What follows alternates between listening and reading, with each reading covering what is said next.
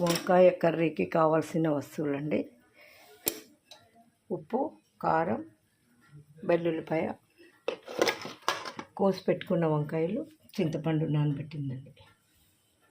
ముగ్గురు పెట్టుకున్నానండి. పోపు వేసుకుంటున్నాను. అందులో వెల్లుల్లిపాయలు వేసేయాలండి. ఇది ఈజీ కర్రీ, రొట్టె, చపాతీ, పుల్కాకి. వంకాయలు వేసేసుకుంటున్నానండి. ఎర్రగా అయిపోయి వెల్లుల్లి, చింతపండు పులుసు వేసేసుకోవాలండి. వంకాయలు మగ్గే వరకు మూత పెట్టాలండి. వంకాయలు మగ్గిపోయాయండి. ఉప్పు, కారం వేసుకుంటున్నాను. కొద్దిగా కొత్తిమీర వేసి కలిపేసుకోవాలండి. ఏ పొడులు లేకపోయినా కానీ ఇలా కర్రీ తయారు చేసుకోవచ్చండి. వంకాయ వెల్లుల్లిపాయ కర్రీ రెడీ అండి. రొట్టె, చపాతీ, పుల్కా, అన్నానికి కూడా